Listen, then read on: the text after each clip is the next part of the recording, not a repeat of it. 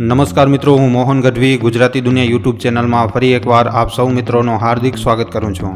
મિત્રો, આજની તારીખમાં દેશમાં ચોમાસું આગળ વધી ચૂક્યું છે અને હવે ગુજરાત, તેલંગાણા અને મહારાષ્ટ્ર સહિતના તમામ ક્ષેત્રો કવર કરી ચૂક્યું છે. પશ્ચિમ બંગાળ, સિક્કિમ અને પૂર્વ ઉત્તર ભારતના કેટલાક વિસ્તારોમાં વરસાદ નોંધાયો છે અને મિત્રો, આ વરસાદના કારણે મોટાભાગના વિસ્તારોમાં તાપમાનમાં પણ ઘટાડો થયો છે. હવે મિત્રો, આજના આ વિડીયોમાં આપણે આગામી 15, 16 અને 17 તારીખના વરસાદ વિશે વાત કરવાની છે અને ખાસ કરીને આપણા ગુજરાતના કયા કયા વિસ્તારોમાં આ તારીખો દરમિયાન વરસાદની શક્યતાઓ રહેલી છે, આવા તમામ પ્રશ્નો ઉપર આજના આ વિડીયોમાં આપણે ખૂબ જ વિસ્તારપૂર્વક વાત કરીશું. માટે આ વિડીયોને છેલ્લે સુધી જોવા તેમજ લાઇક અને શેર કરવા ખાસ વિનંતી. અને જો તમે આ ચેનલ ઉપર પહેલી વાર આવ્યા છો તો હમણાં જ ચેનલને સબસ્ક્રાઇબ કરી લેજો. તો ચાલો આજનો આ મહત્વપૂર્ણ વિડીયો શરૂ કરીએ. તો મિત્રો, હવામાન ખાતાના જણાવ્યા મુજબ આ વર્ષે જૂનથી સપ્ટેમ્બર દરમિયાન ચોમાસાની સિઝનના 90 થી 95 દિવસોના 38 દિવસોમાં જ ભારેથી હળવા વરસાદ પડવાની શક્યતાઓ રહેલી છે, જેમાંથી 9 દિવસ ભારેથી અતિભારે વરસાદ પડી શકે છે, 17 દિવસ મધ્યમ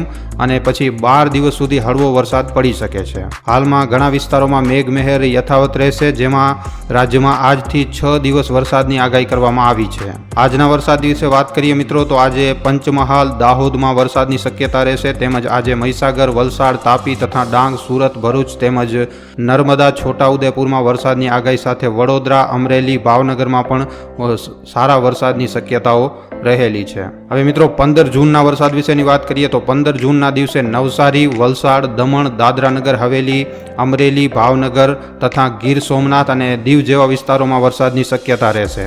16 જૂનના વરસાદની વાત કરવામાં આવે તો 16 જૂને પણ નવસારી, વલસાડ, દમણ, દાદરાનગર હવેલી, અમરેલી, ભાવનગર તથા ગીર સોમનાથ, દીવ, નવસારી, વલસાડમાં વરસાદની શક્યતા રહેશે. પછી 17 જૂને મિત્રો, દમણ, દાદરાનગર હવેલીમાં તેમજ અમરેલી, ભાવનગર, ગીર સોમનાથ, દીવમાં વરસાદ આવી શકે છે. રાજ્યમાં ચોમાસાના પ્રારંભ સાથે મેઘમહેર યથાવત રહેશે. હમણાં આ દિવસો દરમિયાન ભારે વરસાદની શક્યતાઓ ક્યાંય પણ નહીં રહે. ખૂબ જ અતિભારે વરસાદ જેમ પડતો હોય છે એવી રીતનો વરસાદની શક્યતા નથી, પણ હળવા મધ્યમ વરસાદથી ચોમાસાની શરૂઆત થઈ શકે છે ગુજરાતમાં આગામી 20 જૂનથી પહેલા.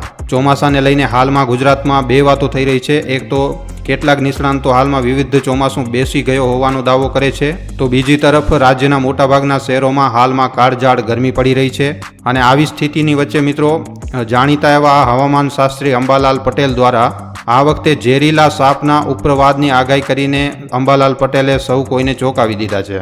સામાન્ય રીતે વરસાદની સિઝનમાં સાપ તેના ડરમાંથી બહાર નીકળતા હોય છે, કારણ કે વરસાદનું પાણી જમીનમાં જતા સાપના ઘરમાં ભારે ગરમી અને બફારો થતો હોય છે. આવી સ્થિતિમાં સાપ જે છે એ ઘરની બહાર આવી જતા હોય છે અને આ સ્થિતિમાં સાપ વરસાદી પાણીમાં વહીને ગમે ત્યાં પહોંચી શકે છે. આગાહીકાર અંબાલાલ પટેલે જણાવ્યું કે 15 સપ્ટેમ્બર બાદ ગુજરાતમાં ઝેરીલા સાપનો ઉપદ્રવ વધી શકે છે. ખાસ કરીને 15 સપ્ટેમ્બર બાદ ગુજરાતમાં સર્પદંશ મતલબ કે સાપ કરડવાના બનાવો બની શકે છે. અંબાલાલ પટેલે જણાવ્યું કે 15 સપ્ટેમ્બર બાદ આંધી વંટોળ સાથે વરસાદ આવી શકે છે. આ સ્થિતિમાં ગુજરાતમાં ઝેરીલા સાપનો ઉપદ્રવ વધી શકે છે. લોકોએ સાવચેત રહેવાની જરૂર છે. અંબાલાલ પટેલ આમ તો વરસાદ અને વાવાઝોડાની આગાહી કરતા હોય છે. તેમણે એક બીજી પણ ચોંકાવનારી અને વિચિત્ર આગાહી કરી છે. આ વખતે અંબાલાલ પટેલે સર્પદંશ અંગે આગાહી કરી છે. અમદાવાદ અને ગાંધીનગર સહિત મધ્ય ગુજરાત અને દક્ષિણ ગુજરાતના 13 જિલ્લાઓમાં થંડરસ્ટોર્મ એક્ટિવિટી સાથે વરસાદની આગાહી કરવામાં આવી છે. 40 કિલોમીટર પ્રતિ કલાકની ઝડપે પવન ફૂંકાવાની શક્યતા રહેશે.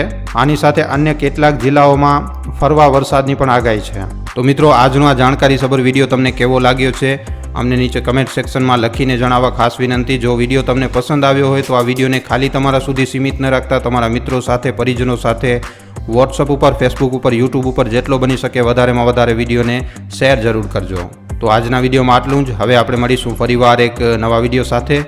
ધન્યવાદ.